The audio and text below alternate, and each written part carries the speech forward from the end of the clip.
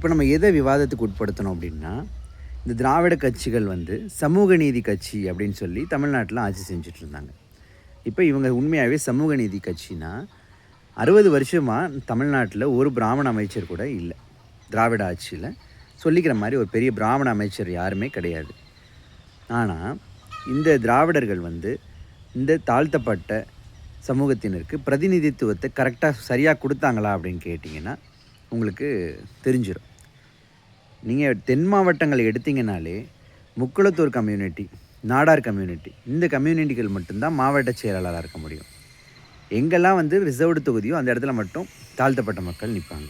அதே மாதிரி எங்கெல்லாம் கிழக்கு இது மேற்கு பகுதிகள் எடுத்துக்கிட்டிங்கன்னா வன்னியர், கவுண்டர், இந்த மாதிரி இடைநிலை ஜாதிகள் மட்டும்தான் மாவட்ட செயலாளர்களாகவும் எம்எல்ஏவாகவும் இருக்க முடியும்.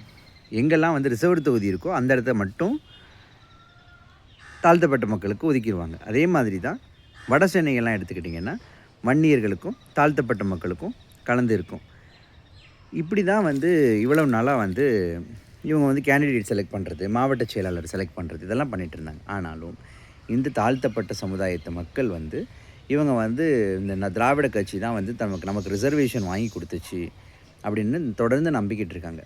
இப்போ இந்த மக்கள் வந்து தமிழர்களாக ஒன்றிணையாமல் தடுக்கிறதுக்கு என்ன பண்ணணும் அப்படின்னு சொன்னால், இந்த இடைநிலை ஜாதிகள் இருக்காங்க இல்லையா, இந்த வன்னியர், கவுண்டர், முக்குளத்தோர், நாடார், இவங்களை வந்து எதிரிகளாக காட்டணும்.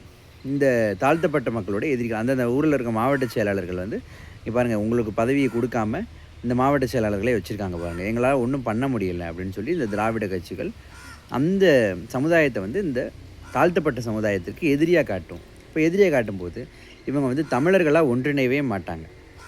இந்த வன்னியர் நிற்கிற இடத்துல வந்து இந்த தாழ்த்தப்பட்ட மக்கள் வந்து வேறு ஒரு இதுக்கு ஓட்டு போடுறது, வேறு ஒரு கட்சிக்கு ஓட்டு போடுறது. அதே மாதிரி தாழ்த்தப்பட்டவர்கள் இடத்துல வன்னியர்கள் வந்து வேறு ஒரு கட்சிக்கு ஓட்டு போடுறது. இப்படி தொடர்ந்து பண்ணிக்கிட்டே இருந்து தான் இந்த திராவிட கட்சிகள் இந்த நம்ம தமிழினத்துக்குள்ளுக்குள்ளே உள்ள சகோதரத்துவத்தை வந்து கெடுக்கிறது மூலமாக தொடர்ந்து ஆட்சியில் இருக்காங்க. ஏன்னா திராவிடர்களுக்கு என்ன ஜாதின்றதை வந்து யாருமே கேட்க முடியாது.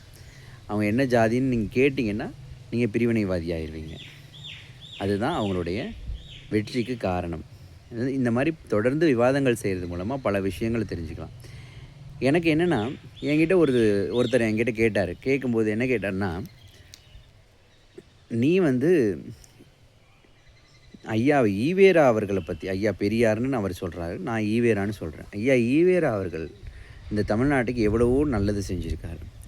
அந்த நல்லது தான் கடைசியாக நம்மக்கிட்ட இருக்குது. இப்போது அவரையும் நீங்கள் வந்து கேள்வி கேட்டால் அப்போ வந்து எதிர்காலத்தில் தலைவர்களே இல்லாமல் போயிடுவாங்க அப்படின்னு கேட்டார். எனக்கு சிரிப்பு தான் வந்துச்சு. இவ்வளவு அரசியல் அறிவில் இல்லாமல் இருக்காங்களே மக்கள் அப்படின்னு சொல்லி. ஐயா ஈவேரா செஞ்ச எந்த விஷயத்தை நீங்கள் வந்து உங்கள் பிள்ளைங்களுக்கு சொல்லிக் கொடுப்பீங்க அப்படின்னு எனக்கு கேட்க தோணுச்சு. பெண் விடுதலையை பற்றி சொல்லித்தர போகிறீங்களா? ஐயா ஈவேரா பெண் விடுதலையை பற்றி என்ன சொல்லியிருக்காருன்றது உங்களுக்கு தெரியுமா? படிச்சிருக்கீங்களா ஐயா ஈவேரா சொன்னது?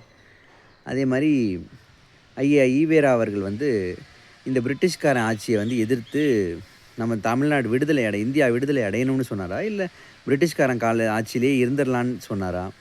இதெல்லாம் நீங்கள் படிச்சிருக்கீங்களா அப்படின்னு கேட்கணுன்னு தோணுச்சு. இப்போ எதுவுமே வந்து யாருமே வந்து புனிதர்களும் கிடையாது, யாருமே வந்து ஹீரோக்களும் கிடையாது. எல்லாருடைய கருத்துக்களையும் பொது விவாதத்துக்கு உட்படுத்தணும். ஐயா ஈவேராவுடைய கருத்துக்கள் வந்து இன்றைக்கி உகந்ததா இல்லையா? அன்னைக்கு வந்து ஆங்கிலேயர் ஆட்சி இருக்கும்போது ஐயா ஈவேரா என்ன சொன்னார், ஆங்கிலேயர் ஆட்சியை தொடர்றது நல்லது அப்படின்னு சொன்னார்.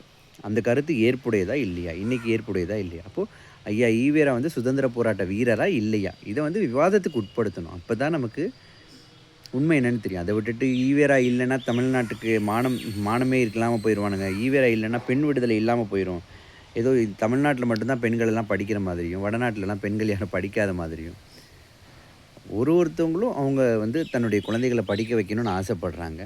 தமிழ்நாட்டில் இருக்கவங்க ஏற்கனவே அறிவில் சிறந்தவர்கள்.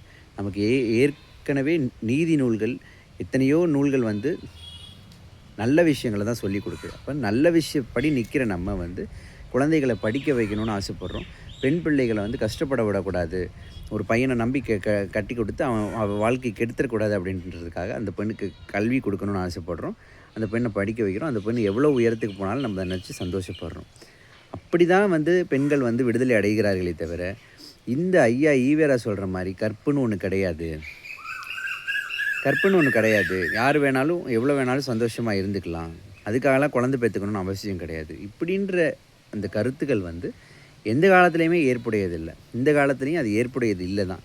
இருந்தாலும் ஒரு மாயப்பின்பம் ஈ வேரா ஈ வேரா ஈ வேரான்னு சொல்லி கதறி சாகுறாங்க இந்த திராவிட திருவாளர்கள். அவங்களுக்கு நம்ம தக்க பதிலடி கொடுக்கணுன்னா இந்த மாதிரி விவாதங்கள் அவசியம் அப்படின்றது தான் என்னுடைய கருத்து. நன்றி, வணக்கம்.